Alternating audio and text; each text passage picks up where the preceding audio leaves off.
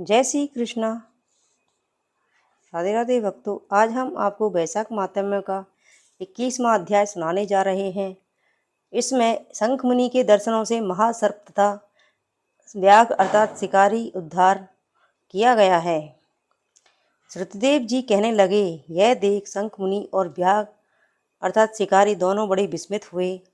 तब शंख मुनि ने पूछा, तुम कौन हो और तुम्हारी यह दशा कैसे हो गई? हे सौम्य, किस कर्म से तेरी ऐसी शुभ बुद्धि हो गई और अकस्मात तेरी मुक्ति कैसे हो गई? यह सब हमें बताओ।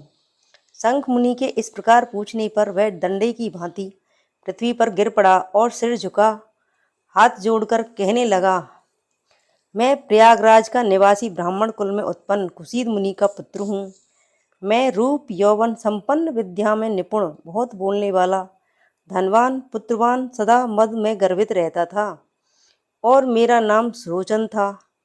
आसन, शयन, निद्रा, व्यवसाय, अच्छ परिक्रिया, लोकाचार्य, ब्याज लेना, यही मेरा व्यापार था। लोक निंदा आदि किसी की बात की परवाह नहीं करता था।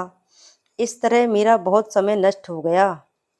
तब वैशाख के महीने में जयंत नाम के ब्राह्मण भगवान के प्यारे वैशाख मास के धर्म की कथा सुनाया करते थे, जहाँ चारों वर्ण के हजारों स्त्री पुरुष प्रातःकाल स्नान करके मधुसूदन भगवान का पूजन कर दिन रात कथा सुनते थे। मैं उस सभा में पगड़ी पहन, पान चबा, कंचुक धारण कर वहाँ का कौतुक देखने को जाता था। वहाँ जाकर कभी हंसता, कभी निंदा करता, कभी कपड़े फैलाकर लोक वार्ता करने से सब श्रोताओं का मन चलायमान कर देता था। उसी दोष के कारण मेरी बुद्धि नष्ट हो गई, अवस्था क्षीण हो गई और सन्निपात रोग से मेरे प्राण जाते रहे तथा यम के दूत पकड़कर भयंकर नरक में ले गए। 14 मनवंतर तक अनेकों दुख भोगे। इस प्रकार क्रम से 84 लाख योनि भोग कर अब मैं इस वृक्ष में, जो 10 योजन लंबा चौड़ा और 100 योजन ऊंचा है, इसमें 7 योजन की खोतर में महाक्रूर सर्प की योनि में निवास करता हूँ।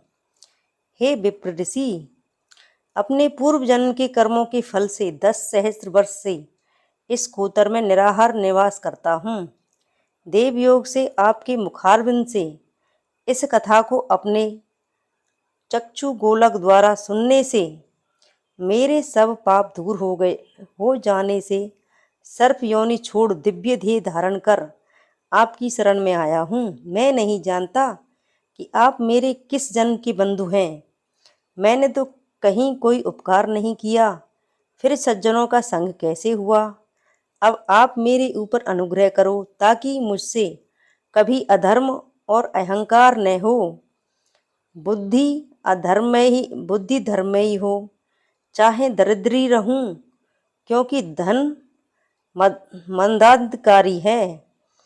मेरी साधु महात्माओं की संगति रहे, विष्णु भगवान में प्रीति हो और उनको कभी न भूलूं। इस प्रकार अनेकों स्तुति कर हाथ जोड़ सिर झुका निश्चर के आगे चुपचाप खड़ा रहा।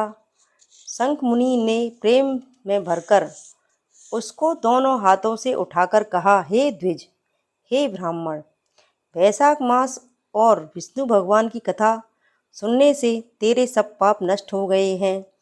तू क्रम से अतिबाहिक लोकों को जाकर फिर दर्शाण देश में ब्राह्मण के घर में जन्म लेगा और वेद शर्मा नाम से प्रसिद्ध होकर धर्ममयी होगा। प्रत्येक जन्म में तेरी अत्यंत तीव्र स्मृति होगी।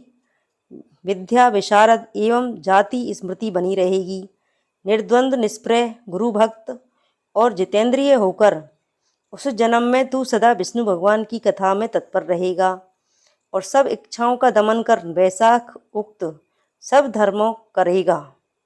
तब तू सब सिद्धि प्राप्त कर संपूर्ण बंधनों से छूट परमधाम को प्राप्त होगा। मेरी प्रसन्नता से तेरा कल्याण होगा। हंसी से, डर से, क्रोध से, द्वेष से, कामना से, स्नेह से, भक्ति से, संतों की संगति आदि से जो शुद्ध मन से भगवान का स्मरण करता है वह भी सद्गति को प्राप्त होता है। ऐसा सुन वह दिव्य परम मुनीश्वर से कहने लगा, आपने मेरे ऊपर बड़ा अनुग्रह किया, जिससे मेरी दुष्ट योनि जाती रही और उत्तम गति मिली। ऐसा कहकर वह मुनि की परिक्रमा दे और आज्ञा ले स्वर्गलोक गया। हे राजन, तब संध्या हो जाने पर शंख मुनि ने व्याघ्र अर्थात शिकारी से संतुष्ट हो सायंकाल की संध्या कर विष्णु भगवान के अनेक अवतारों की कथा कह रात्रि के शेष भाग को व्यतीत किया। फिर ब्रह्म मुहूर्त में उठकर तारक ब्रह्म का ध्यान करके नित्य कर्मों से निवृत्त होकर प्रसन्न मन से व्याघ्र को बुलाया और उसके सिर पर जल प्रोक्षण करके राम ये 2 अक्षर का मंत्र जाप करने को और मरण पर्यंत इन्हीं धर्मों के करने का उपदेश दिया और कहा, इससे तेरा जन्म वाल्मीकि ऋषि के कुल में होगा, तब तू लोक प्रसिद्ध होगा।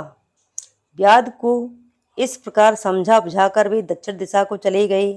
व्याध अर्थात शिकारी उन्हें थोड़ी दूर तक, जब तक वे नेत्रों से ओझल न हुए, उनके पीछे पीछे गया और शंख मुनि को देखता रहा। फिर हृदय में उन्हीं का ध्यान करता हुआ वैशाख उक्त धर्मों को करता हुआ व्याघ्र का जन्म पूर्ण कर वाल्मीकि ऋषि के घर में जन्म लिया। उसी सरोवर पर कृणु नाम के कोई मुनि दुस्तर तप करते थे, जिनके शरीर पर बहुत काल में सर्प की बावी बन जाने के कारण उन्हें वाल्मीकि ऋषि कहने लगे। फिर तप के अंत में तब कृणु ऋषि के कानों में स्त्रियों के प्रिय शब्द सुनाई देने लगे, तो उनका चित्त चलायमान हो गया और एक भील जाति की स्त्री से रमण कर उसके वाल्मीकि नाम का पुत्र उत्पन्न हुआ। हे राजन, वह वाल्मीकि संसार में बड़े यशस्वी और विख्यात हुए।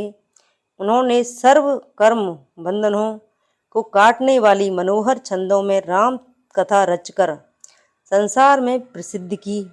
श्रुतदेव जी बोले, इस प्रकार वैशाख मास में व्याघ्र को सिर्फ जूता दान करने से ही दुर्लभ ऋषित्व प्राप्त हुआ। थोड़ा दिया बहुत मिला। जो कोई इस रोमांचकारक इस पापनाशक आख्यान को सुनेगा और सुनाएगा, उसका जन्म संसार में फिर नहीं होगा। इस प्रकार वैशाख महात्म्य का 21वां अध्याय समाप्त हुआ। जय श्री कृष्ण। राधे राधे भक्तों।